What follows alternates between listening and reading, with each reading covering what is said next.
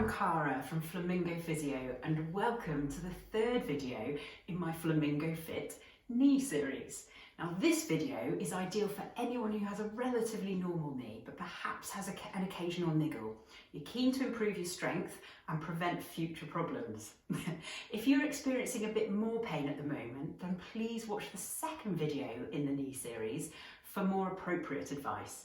And if you find this video too easy, then be sure to check out my fourth and final video in the knee series, Extreme Knee Strengthening. It's not that scary. I'd be very grateful if you'd click the like button below, pretty please.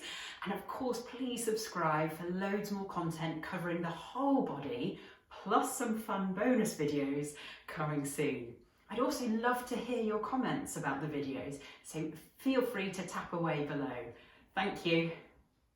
Right, so first of all, we're going to start with a progression on from the lunge step that we learned in video 2.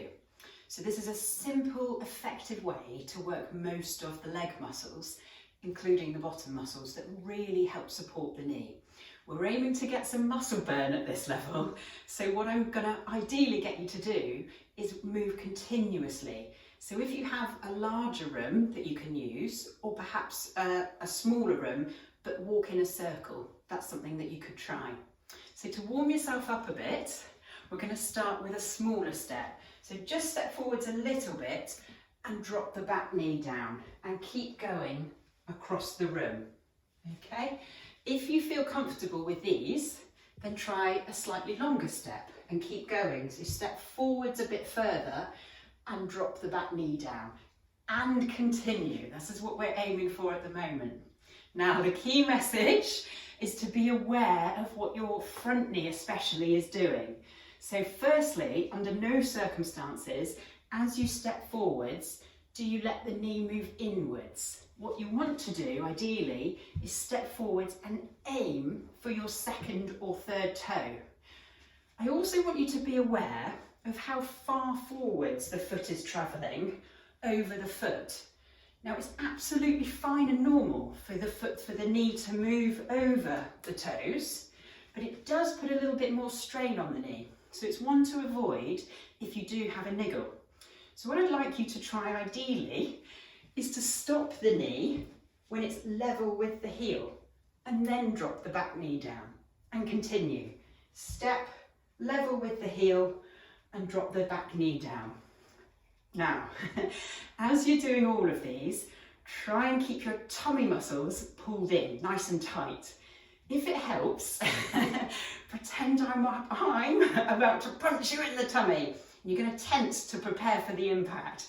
Now, I'm pretty strong, so you're going to have to tense pretty hard. Also, try and engage your pelvic floor muscles at the same time. So pretend you need the toilet away. So tensing all of those. Now you can keep your arms out to the side, on your waist, out to the front, it doesn't matter. It's whatever works for you. And now a little progression. We're going to try the same thing, but backwards. So everything else applies. Tense your tummy, arms out, be aware of the knee. Don't let that knee move inwards. And step backwards and dip. Now if you can, move straight into the next one, then great. And keep going in a circle or whatever you need to. See how that works. Going backwards will change the dynamics. Now, for something a little bit more fun, whoop whoop, disclaimer alert, you must be extra careful with this one and use a hand on a countertop if you need to. Can you shut your eyes when you take a lunge step, forwards or backwards? So ideally holding on, eyes closed, and step and lunge.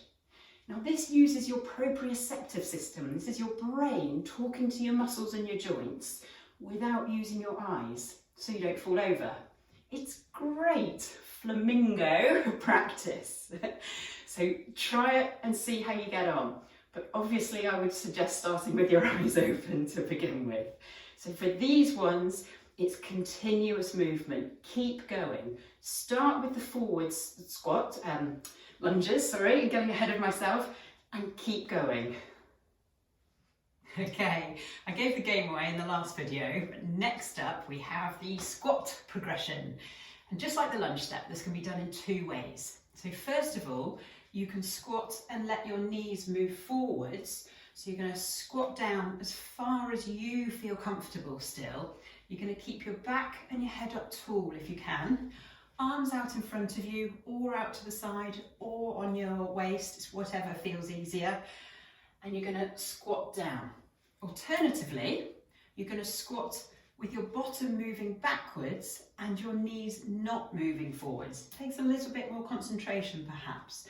So you're going to squat down, and as you can see, my knees aren't moving forwards over my toes as much.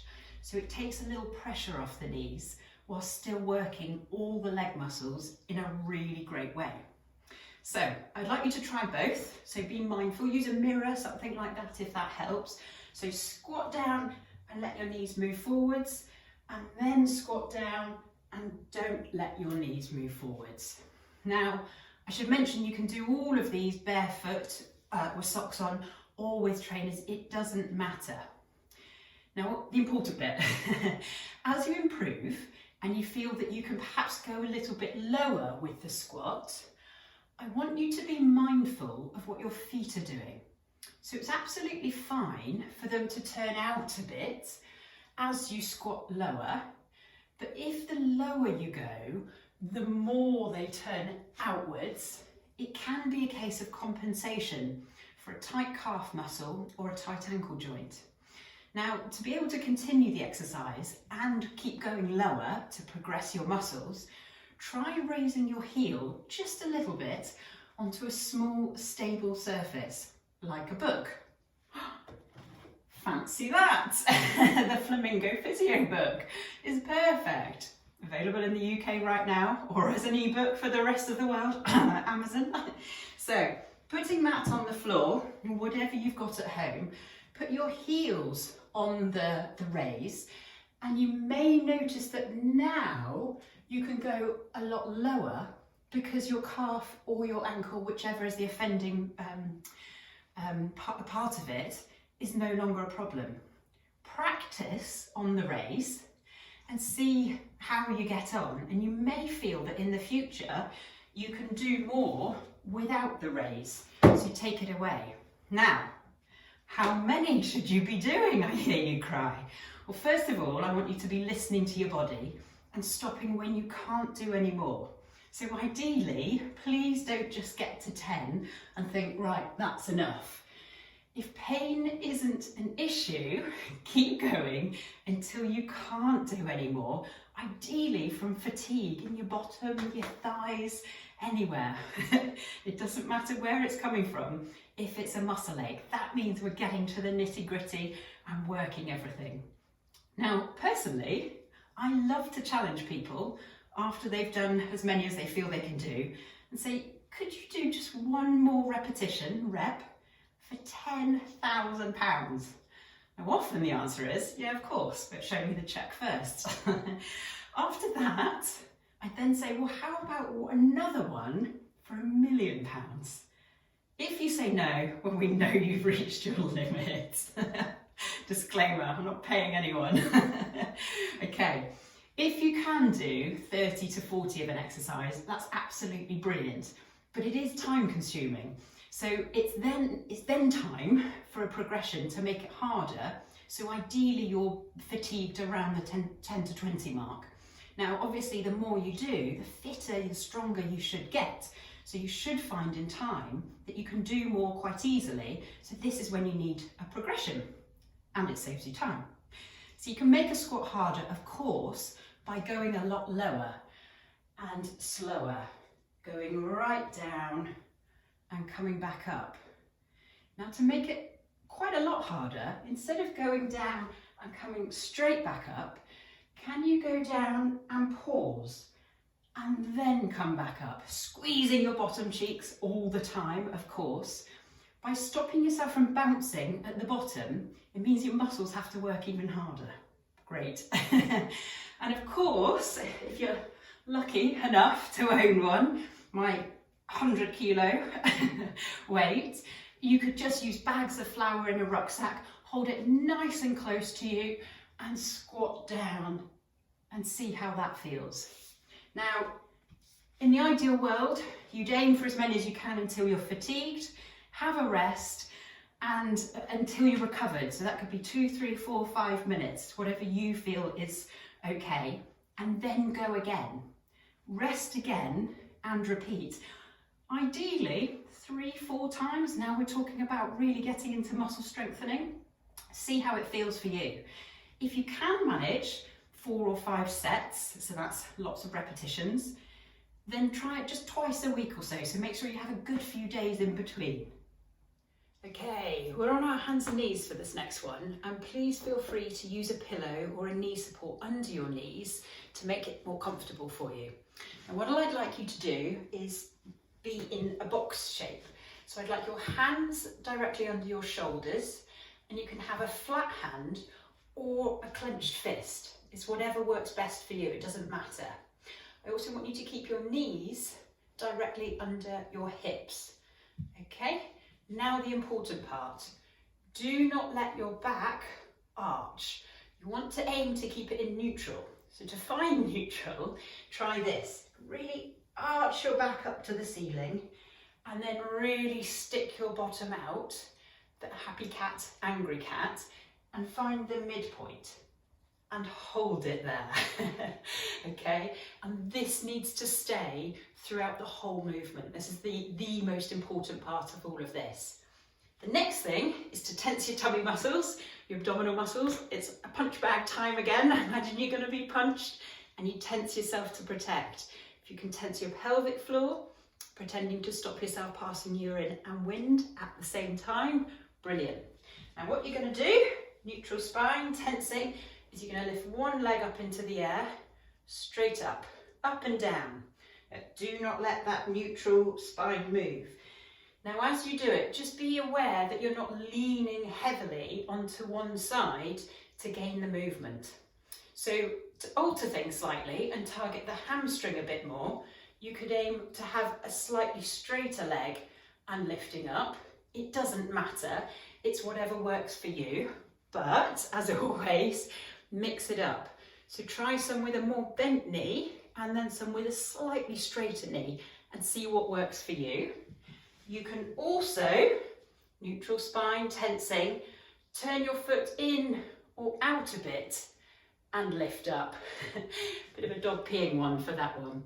Try them all, find the one that you find the hardest, that targets those muscle groups hardest and work on that one.